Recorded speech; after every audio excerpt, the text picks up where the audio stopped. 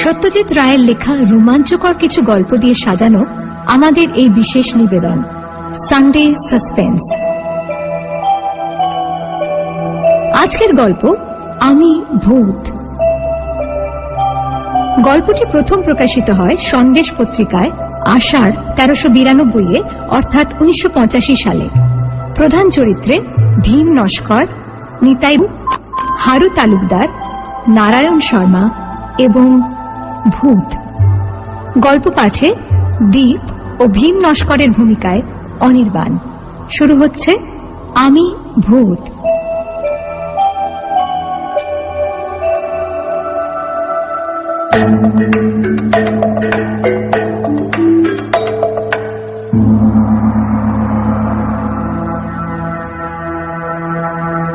আমি ভূত। আজ থেকে ঠিক 3.5 বছর আগে আমি জ্যান্ত ছিলাম।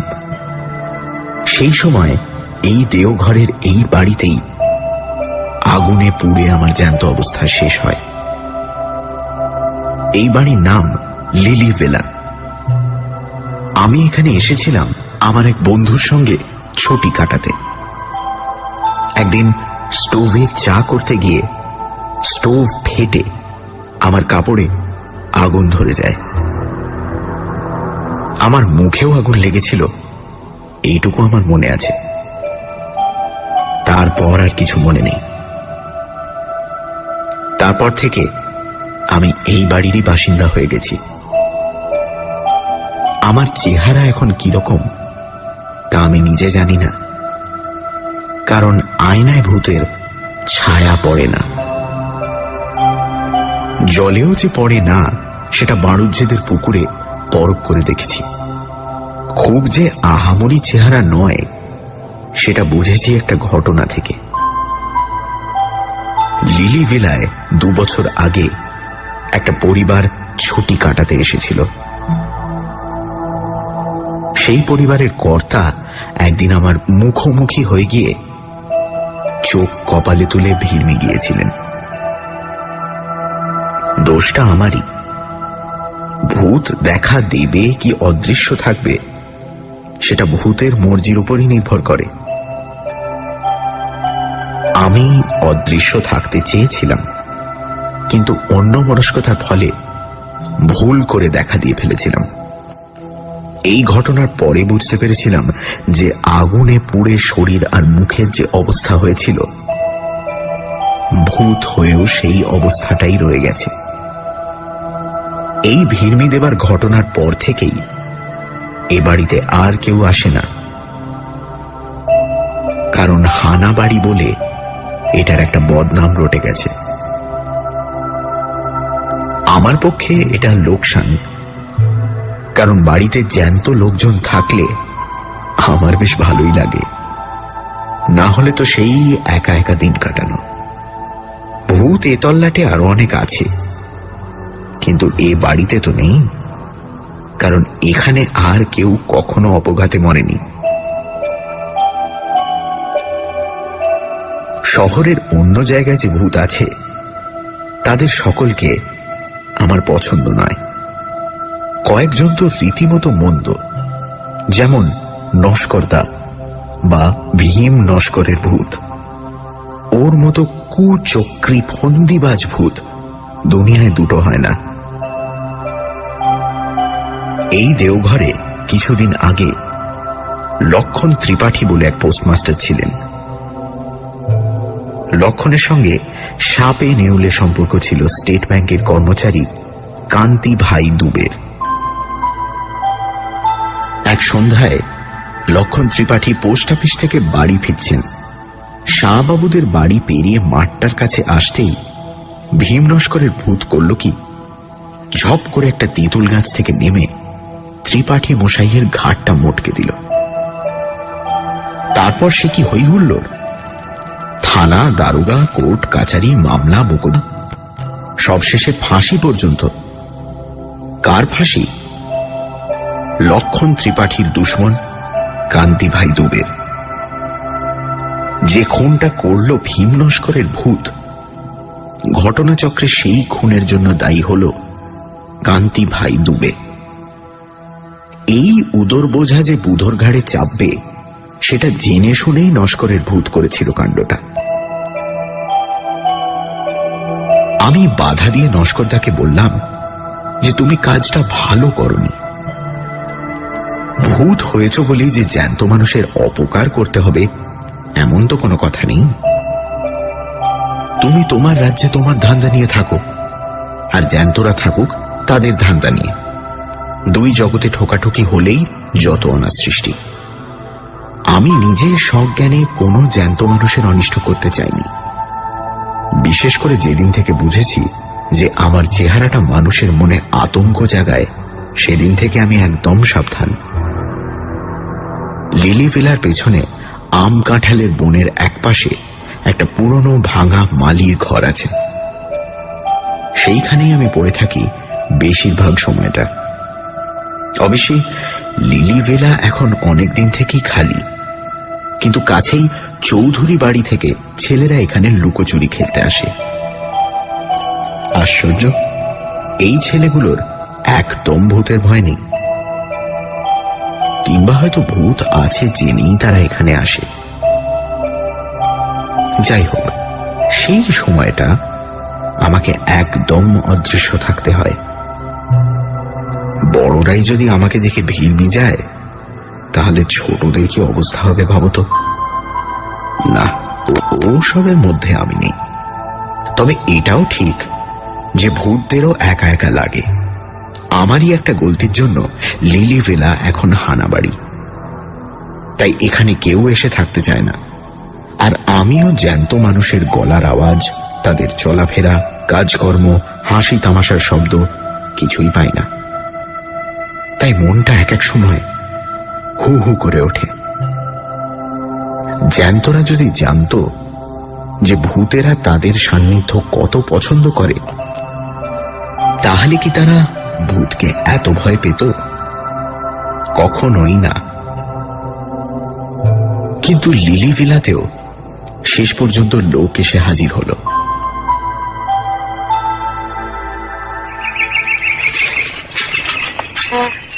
একদিন সকালে একটা সাইকেল রিক্সার হর্ন শুনে ঘর থেকে গলা বাড়িয়ে দেখি রিক্সা থেকে মাল নামছে। কজন লোক? দুজন, একজন বাবু আর একটি চাকর। তাই সই, বেশি লোকের দরকার নেই আমার। নেই মামার চেয়ে কানা মামা ভালো। ভূতেরা দূর থেকেই খুব স্পষ্ট দেখতে পায়। তাই বলছি, বাবুটির বয়স বছর 50-এর কাছাকাছি। বেটে, মাথায় টাক, খোঁচা খোঁচা গোঁপ, ঘন ভুরু আর ভ্রুকুটি করা চোখ। বাড়িতে ঢুকেই চাকরটিকে বাবু বললেন, সব দেখে শুনে বুঝে নাও, আধ ঘন্টার মধ্যে আমার চা চাই, তারপর আমি কাজে বসবো। এই কথাগুলি অবশ্যই আমি মালির ঘর থেকেই শুনতে পেলাম। আমরা যেমন দেখি বেশি, তেমন শুনিও বেশি। আমাদের চোখ কান দুটোই যেন দূরবীনের মতো কাজ করে। চাকর আধ ঘন্টার মধ্যেই বাবুকে চা বিস্কুট এনে দিল।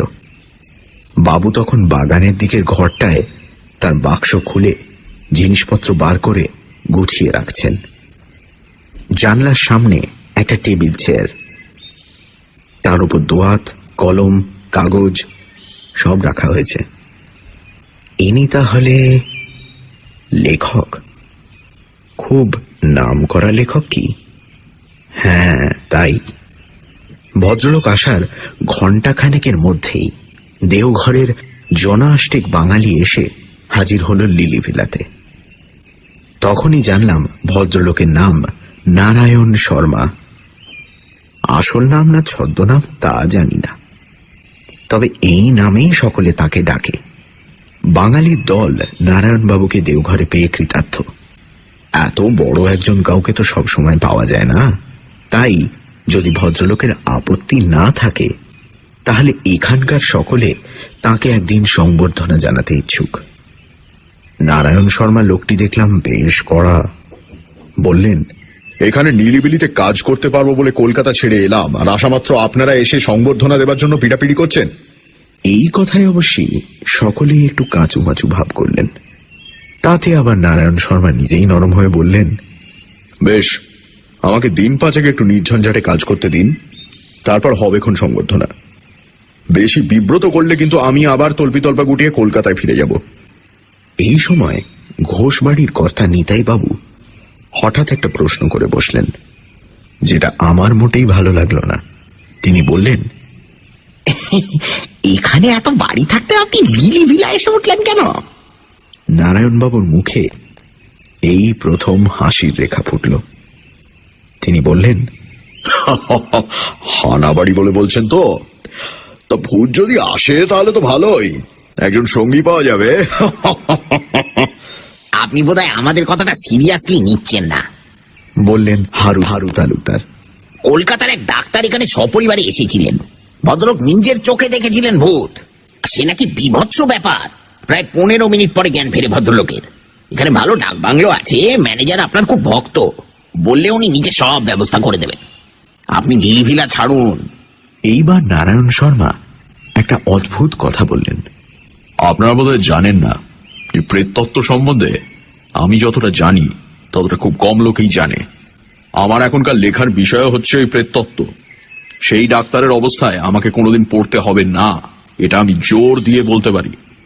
তিনি ভূতের বিরুদ্ধে কোনো প্রিকশন নেন, কোনো ব্যবস্থা করেননি। আমি সেটা নেব এবং করব। ভূত আমার কিচ্ছু করতে পারবে না। আপনারা সদুদ্দেশ্য নিয়ে উপদেশ দিতে এসেছেন তা জানি, কিন্তু আমি এই লিলি ভিলাতে থেকেই কাজ করতে চাই। এই বাড়িতে আমি ছেলে বয়সে এসেছি, তখনকার অনেক স্মৃতি আমার এই বাড়ির সঙ্গে জড়িয়ে আছে। ভূতের বিরুদ্ধে ব্যবস্থার কথাটা আমি এই প্রথম শুনলাম। কথাটা ভালো লাগলো না। আর প্রেত তত্ত্ব? ভূত নিয়েও কোনো তত্ত্ব হয় নাকি?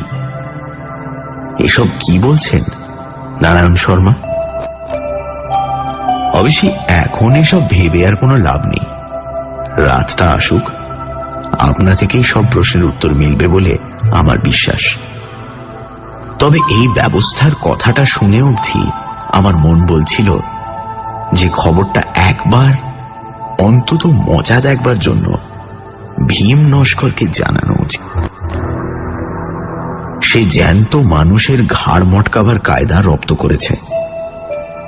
না জানি সে এই খবর শুনে কি বলবে। বেলা যতই বাড়তে লাগলো ততই আমার ছটফটানিও বেড়ে চলল।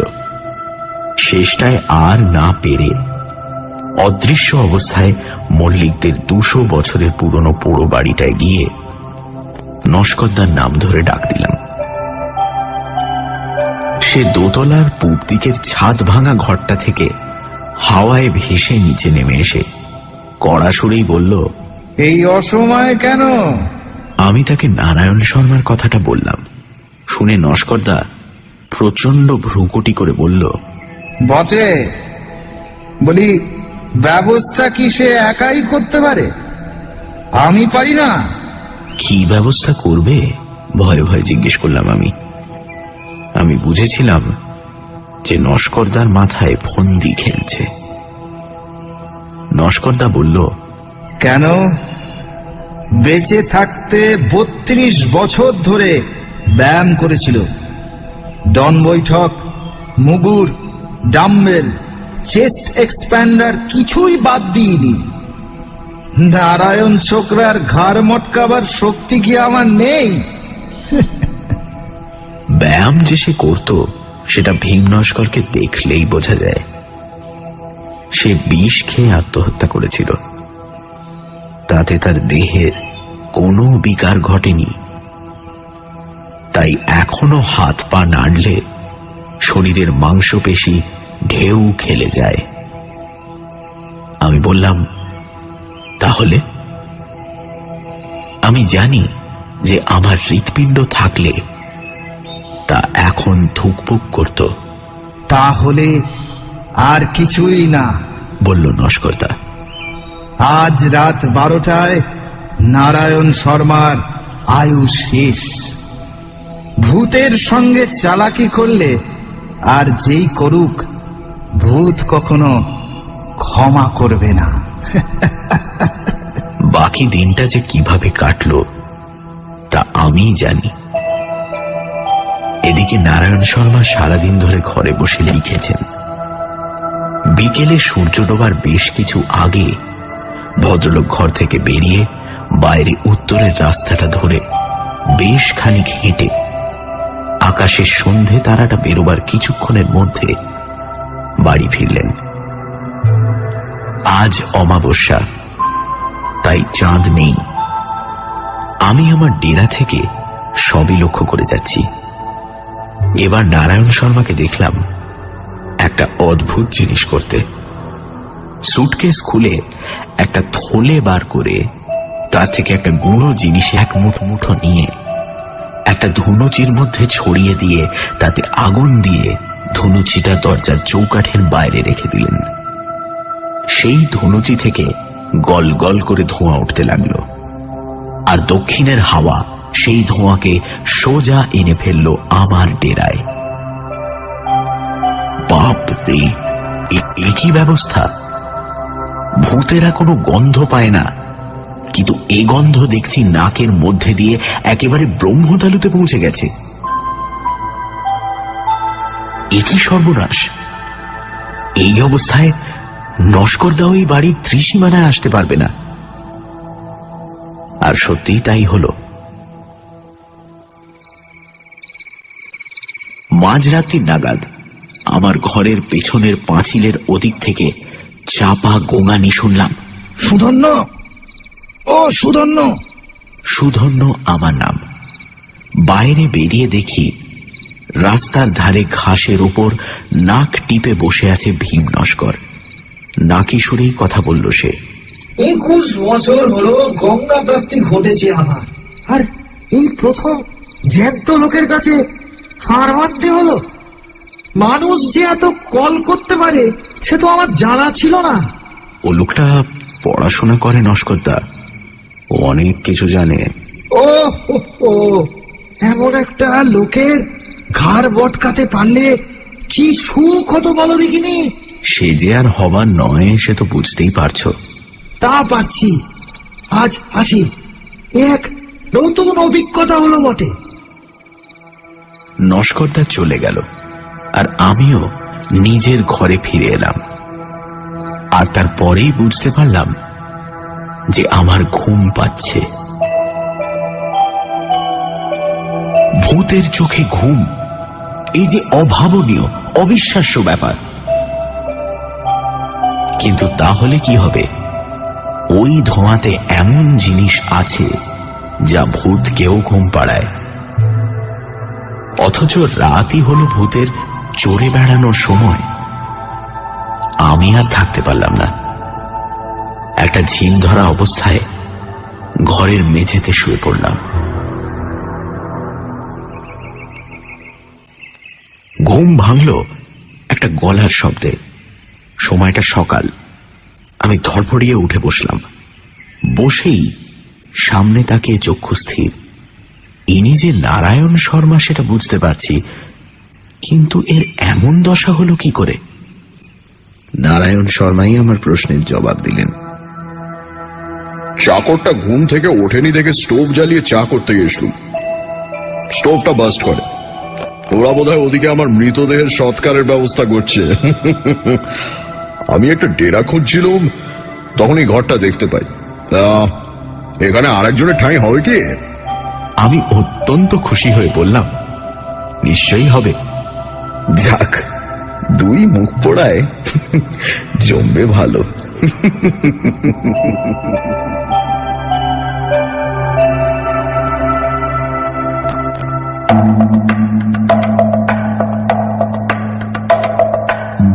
শুনছিলেন আমি ভূত, রচনা সত্যজিৎ রায়, গল্প পাঠে দীপ ও ভীম নস্করের ভূমিকায় অনির্বাণ, শব্দগ্রহণ, আবহ সঙ্গীত এবং স্পেশাল এফেক্টসে রিচার্ড, পরিকল্পনা ও পরিচালনায় ইন্দ্রাণী।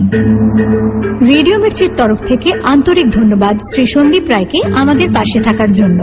আগামী সপ্তাহে ঠিক এই সময় আরও একটি রোমাঞ্চকর গল্প নিয়ে হাজির হবে সানডে সাসপেন্স।